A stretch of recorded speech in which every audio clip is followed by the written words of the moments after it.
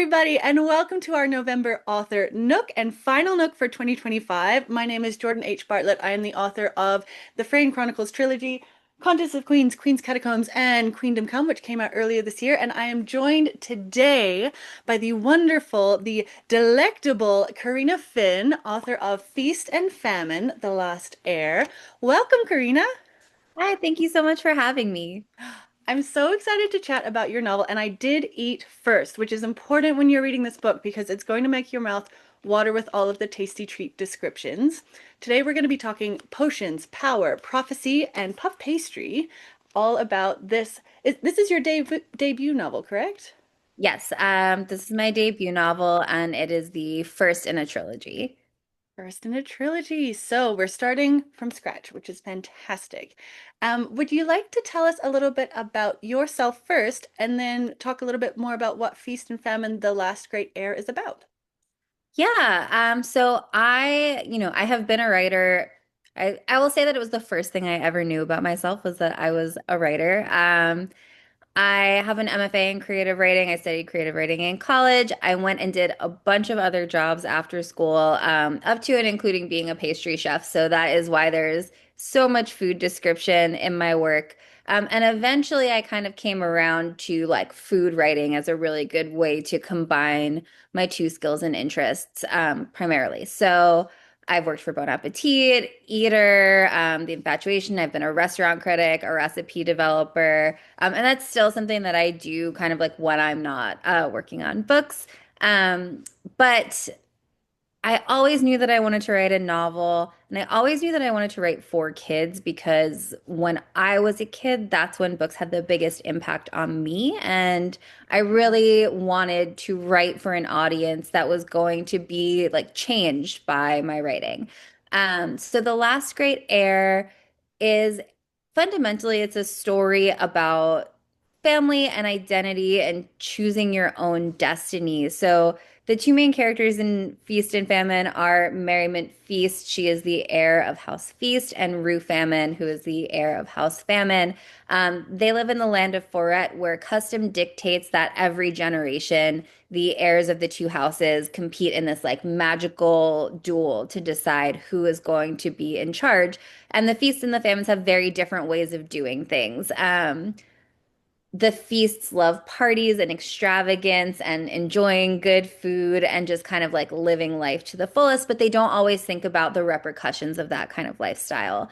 The famines are very much interested in like study and history and magic and alchemy, but they can forget to enjoy themselves because they are so concerned about making sure that there's enough for everybody and that they're doing everything kind of like right. Um, and so I kind of got interested in like, if we have this dichotomy, what happens when the next generation from both sides decides that they don't want to fight anymore, and they try to find some common ground. I love that. And you have such a wonderful, it's more than just the two generations too, because we also get thrown back and back to subsequent generations before. And it's this beautiful image of really breaking the generational pain, the generational curse, whatever you want to call it, because they're just told you must duel. And they're not really even told why or how or what the duel looks like, too. So they're going in blind a lot of the time. No, I really liked how you showed the different ways the different sides pressured the duel and the different ways the different sides said, I don't think that's for me. Did you have anything in your life that really inspired this novel? I think a lot of what inspired this novel was just kind of like observation of the world around me and seeing the way that communication was becoming like an echo chamber. Like I found myself even hanging out with people who primarily thought the things that I thought and believed the things that I believed. And I started to feel like less and less able to like understand and relate to people who didn't think the way that I did, and I knew that that wasn't a way that I wanted to live. So yeah, this kind of idea of echo chambers, which I think is very present in modern society, especially with social media, where algorithms are sort of curating what you see and hear and know about. Within my own family, there are people who disagree. I think that's something that we see across all families and friend groups. And it just was like this really sticky point that I wanted to explore because it's something that's affecting people of all ages right now and people all over the world. And we don't have a lot of paradigms or examples for what it looks like if you decide to say, like, no, I don't want to just look at these other people as other. Hmm. Yeah, and it's easy to draw those lines in the sand, but then I love you have these moments where Merriment is going into the town and seeing the negative effects that the feast's way of life has on the people, which is kind of kept hidden from her. Likewise, Rue's going into the town and seeing how it's actually quite nice to have forms of celebration, and like one sticky bun isn't going to hurt anybody who's been brought up on, was it porridge or gruel? I just remember it being gray in my mind. Yeah, it's kind of like, in terms of, what people eat, I think is I always think it's just like a really interesting way into any kind of society. It's something that I'm very fascinated by, because I think we learn a lot about groups of people based on like how they eat and how they share food and how they share resources. So the feasts, they eat everything. The famines really have kind of this like subsistence living. So it's like potions and elixirs and porridges and porridge gruel, like you can kind of like it's really splitting hairs at that point, but they're never eating for enjoyment, they're eating to live, whereas the feasts definitely live to eat. Yes, yeah, very opposite sides, but also sides of the same coin, which I loved because then it's easy to flip that coin over and think, oh, maybe I'll look at life a little bit like this. Which, speaking of all these delicious treats in the feast world, there's some odd recipes and interesting ingredients that you've included, like worms and beetles. I think it was beetle cream in one of the puffs. What was your favorite tasty treat to write about and why? Yeah. So I love cream puffs. And they're sort of like that's sort of like the call to adventure in this story is when Rue Famine tries a cream puff for the first time.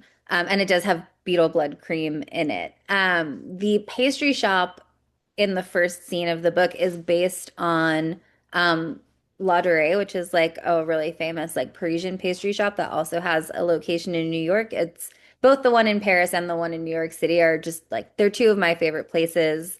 Um, and they really represent this kind of like extravagant, celebratory, like palatial lifestyle.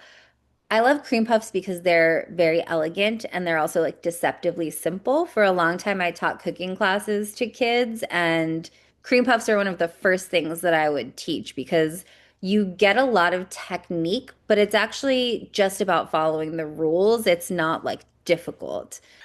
I didn't want to ignore the fact that the feasts were depleting the natural resources of Forret through their lifestyle. And I also wanted to show the way that they're so dedicated to their lifestyle that they wouldn't let that stop them.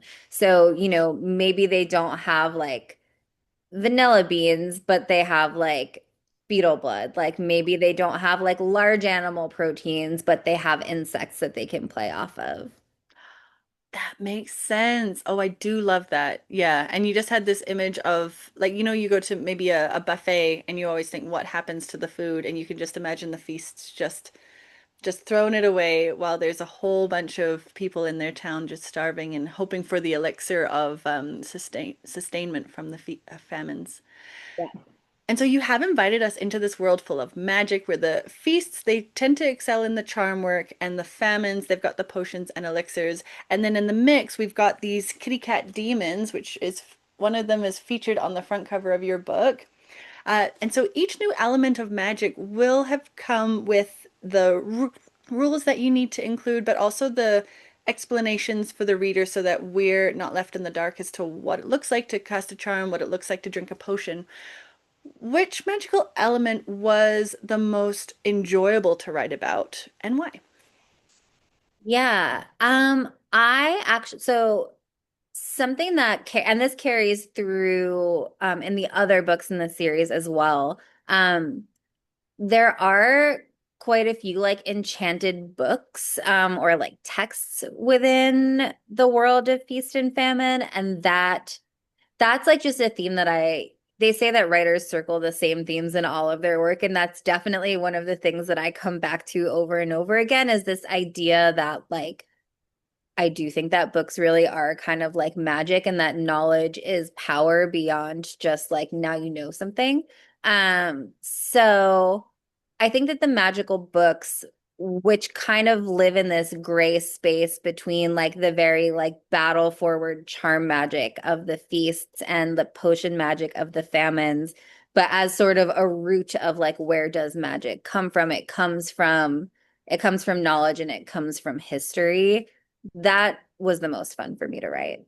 Oh, that's very cool. And I'm trying to think about how to explain this scene without giving too many spoilers away, but there's a point where one of the characters is in possession of one of these magical books, and she has a very important quest, like, I must go help my sister.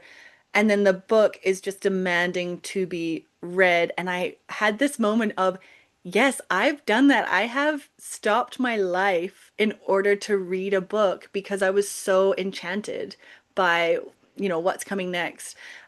So it was a very relatable, but I love that you put it in as an element of magic rather than just, oh, she really likes that author. Yeah. And then what magical element was the most challenging to incorporate or threatened to break your world? Kind of eagles should have just carried them to Mordor style. Yeah. So I would say actually kind of in this series, building out the magic system in general was tricky. And um part of it is because I made a decision really early on that I didn't want to do a ton of explaining. I didn't necessarily want to lay out, like, here's exactly how the magic works, particularly because of the ages of the characters and the emotional journey that you go through, magical or not, when you're 12 going on 13 or 13 going on 14. And things about your life and things about who you are and what you can do are changing and you're experiencing these new abilities, but you don't necessarily understand the mechanics of them. I really wanted to see that through the characters' perspectives and experiences, and they wouldn't have had a lot of that explanation, especially because it's sort of baked into the world that like these kids have been given a lot of responsibility, but not a lot of guidance. Um, and so what was trickiest, I think, was navigating that decision and kind of like sticking to it, even when I felt inclined to be like, but somebody's going to ask how this works, or somebody's going to want to know exactly like why this, but not that. And sort of just like, yeah, like adhering to that line that I drew for myself of like, it's not about, it's not really about how it works, it's about how it feels. Beautiful. And it's got a very Alice in Wonderland down the rabbit hole vibe about it because of that. Because all of a sudden, as the reader, you're just put in the situation where the thing is the way it is, or you're told a certain thing, and the character just accepts it, so you just accept it. And it really helps keep that pace of the story where you're not kind of taken out like, oh, and back in the XY dynasty, this is why this demon came to be. You just kind of are there for the ride, which is a really beautiful way to tell a story because if it's important, we find out about it. Yeah, there was actually like in the version of this book that was acquired, I had sort of like historical text passages at the beginning of every chapter that did a little bit of that explaining. And my editor was like, you don't actually need this. Like, just take them out. And it felt very scary at first because I hadn't done that work in the text. And then, yeah, I realized if they need to know about it, they will find out through the action of the story and not through. Mhm. Yeah, for sure. And then that's lovely because now you could do a little companion novel of the history of the world. That's so fun. And Yeah. in that vein of kind of knowledge and knowing, Rue and Mary, they're destined to duel one another, as we've said, and they've been told this all their lives. Their families have put this pressure on them, but they've been kept in the dark at every step of the way. And they really find out the bulk of the information that they need within those last 5 days of the duel. So we get the sense that the older generation, they act as gatekeepers to that crucial knowledge, and they use that I have the knowledge and you don't power dynamic to manipulate a lot of the younger generation's beliefs. As the saying goes, knowledge is power. So, what role do you think the sharing or hiding of knowledge plays in your novel? And how do you think it relates to the characters who are powerful and the characters who are powerless? I really think that it's such a good question because I think that really is kind of like the hinge of the story. And in many ways, the hiding and sharing of knowledge is the most important aspect and kind of like the engine behind the story. I think the people who are in power are very conscious of the fact that by keeping things specifically from the younger generation, by never explaining what the expectation really is until they get to the duel, by never getting too deep about like why they hate the rivals, it's just about hating them. What they're doing is they're trying to make it impossible for the next generation to form their own opinion so that they can't possibly break the lineage of like this is just the way it's always been. Because the easiest way to topple this sense of like we're right, they're wrong, or this is how it is to start asking questions, even if you don't like the answers. And I think that's what I love about like the sort of younger characters is that they do ask the questions that they know they're not supposed to ask. They go looking like when we first meet Mary, she is like, she's reading a forbidden book from the famine. She's learning the magic that she was always told isn't for her and is in fact evil because she wants to understand her enemy. And I think understanding our enemy is usually how we end up getting to that person not being an enemy anymore. And I don't think that's consciously what the kids were doing, but I think that is like an innate human instinct is to want to understand people. Hmm. No, I totally agree. And it's such a beautiful way that you've presented that as the solution to prejudice, to discrimination, and to that us versus them mentality. Because really, at the end of the day, I actually explore a similar theme in my own novel. Like, understanding is how we bridge gaps, it's how we mend rifts, and it's also how we just gain some perspective into the lives of other people that are so different from our own. Like, I love, there's a quote I think about all the time. It's from, did you ever read Aragon when you were a kid? Yeah, yeah. Right? We love Aragon, good old Christopher Paolini. But there's a quote, and it's like, no one thinks of himself as the enemy or as the villain. Everyone's just doing the best they can with the knowledge they have. And that's exactly what both sides do. And I love how you've got these dueling perspectives because we see the world through Rue's eyes, we see the world through Mary's eyes, and you root for both girls, but you know that they're going to be pit against one another by the end of the novel. So it's such a lovely way that you've shown that theme of understanding will bring us together.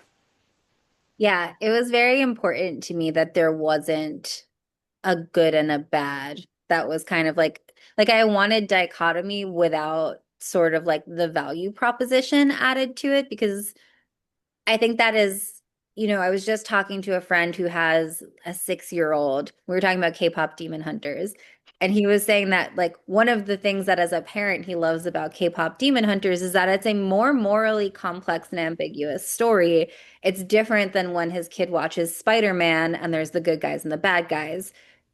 And I think that that's something that we need a lot more of, especially in literature for younger kids, is this ability to parse through a gray area or to understand ambiguity. Totally. And also recognizing that just because you yourself have done something that's considered bad, it doesn't make you a bad person, which is a very big distinction. I think there is a moment in K-pop Demon Hunters where the Saja boys are singing about like, I've seen your sin, only I'll accept you. And then the alternative is, no, I've seen your scars and I know that's what's made you you, and I accept all of you. Very different, but one's going to be a healthier way to get through your life. Yeah, exactly. I love that. And so you entwine lore and superstition into your world building in a way that really gives your novel a sense of historic weight. So I particularly love how clan specific these superstitions are, where we've got the feasts who have never met a demon, they've never really seen a demon, and they've been taught demons are bad and evil. And then you've got the famines where the demons live in your bookshelves and you can consider them your best friend. What advice would you give to a fantasy author wanting to include elements of superstitious beliefs, folklore, even just fairy tales from that world into their world building without the story feeling bogged down or having it affect pacing? Yeah. This is actually a huge part of my process. I do a lot of pre-writing before I ever start drafting something, and most of what I do when I'm pre-writing is I am writing out lore and folk tales and fairy tales and backstory that I know is never like I know that those words are never going to be like part of my final word count. And that's kind of like the point. When I was a kid, I I love Tolkien. I love the Lord of the Rings trilogy. I really like to read the Silmarillion. I can recognize that it is perhaps like bo boring. Like it's not action packed exactly, but it is like it color all of those stories color the events of kind of like the main books. And so I always like to write almost like a mini Silmarillion for whatever world that I'm in because I think it's important to know that as a writer so that you can like quickly reference like these are the swear words that a character would say, or this is the deity that they would pray to, or like this is like, their version of knock on wood and why, what that comes from. And so I think doing that pre-work for yourself as a writer and just like accepting from the get-go that it may never go anywhere other than in your head or 5 pages of writing, maybe 2 words in a scene that makes the scene feel more alive. I think it can be easy as writers to get stuck in this idea of like, but if it's not productive output or if it's not going towards my final draft or like adding to the bulk of my manuscript, it's not worthwhile. But I consider that to be like the most important aspect of fantasy writing in particular. Yes, I love that. And then again, you could, if it becomes this knockout hit and everyone's just desperate for more world Yeah. building and you're kind of like, well, I have this whole stack of fairy tales that never made it to print. It's just gonna blow up for sure. But I think you're right. I think it's the more real your world feels to you and the more you've lived in it outside of how the characters live through the plot of your world, the more the readers are going to see that and feel it and smell it and they'll start to feel like a local because you're giving them the local tour. Yeah, that's exactly right. And it is true, like when we did a Barnes and Noble exclusive edition, we needed like bonus content. And so I was able to pull through like a fairy tale kind of like from that initial world building as this bonus material for the exclusive edition, and then revisiting that in edits to get it ready for the edition ended up making it play a huge role in the plot of the second and third books that it probably would not have if I hadn't like dug it back up. Oh, that's very cool. Yeah, because again, like the fairy tales of our world have such an impact on who we become as people, especially if you were brought up on those fairy tales. It makes sense that it would then shape your own characters. Yeah. Amazing. And so is there something, we've talked about a lot of things that kind of made your eyes light up, but is there something that you included in your novel that we haven't talked about that you really geek out over?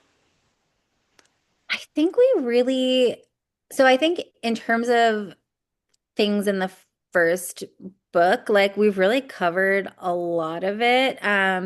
I will say something that we like just start to touch on in this book that becomes much more important in the second book. So we've talked a lot about Mary and Rue, who are the two main characters in this book. Mary is a twin, and her twin is Abundance. She goes by Bun. She's like the polar opposite of Mary in a lot of ways. I like to say that Bun is the character who I relate to most. Like she's the one she's most like an aspect of my personality in that she loves clothes, she loves parties, she's very much like a girly girl. Um, in a way that often doesn't fit in like a sort of adventure focused fantasy world. Like that type of girl is often the side character, the sibling, the damsel in distress. In the second book, we shift perspective on the main characters. And so Mary becomes one of our narrators. Um, as does Wart, who is like this sort of this very impoverished kid who lives in the woods and is sort of outside of the structures of the feasts and the famines. And so something that I geek out over in the first book is how like I start to build these two characters who seem very much like side characters and like they would never get to be the focus, and then they become the focus of the next book. And that's something that just like as a writer and also as a reader, like very much excites me. I love that. Yeah, I love when side characters get more and more depth throughout the whole series. So that's very exciting, which leads me to one of my final questions. So we've got the rest of the trilogy coming up. Um, where can we find you online so that we can make sure we're following all of your new releases?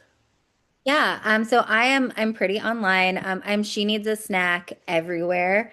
So I'm most active on TikTok and Instagram. You'll find a lot of food content as well as book content, because I do love to eat and just kind of like share my adventures in cooking and eating. And then I'm also on Substack, and Substack tends to be a real blend of everything I like to write about: publishing, writing, travel, food. Wonderful. Well, thank you so much for taking the time. Again, it is Feast and Famine, The Last Great Heir is the first book, and the second book comes out very soon. It comes out when? February of 2026. February 2026. So you've got time to read this before you go on to that. Thank you so much for our chat, and it's been such a treat getting to know you and your writing process. If you liked what you heard or liked what you saw, then please rate and follow, subscribe. I'm on Spotify and YouTube. I release new podcasts like this once a month with no set date. So if you don't want to miss anything, it's better to follow along. However you wound up here, live magically.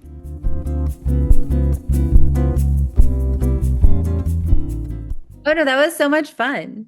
That was so much fun. Oh my gosh, I did eat beforehand, but I'm so hungry now thinking of the cream puffs. I should have mentioned though, I noticed you have a recipe in the back for cream puffs. Yes, and it's been so like I've gotten a bunch of parents like will like DM me photos of their kids making the recipe from the book, and I'm just like, it's the cutest thing. I love that so much. Oh, that's really sweet.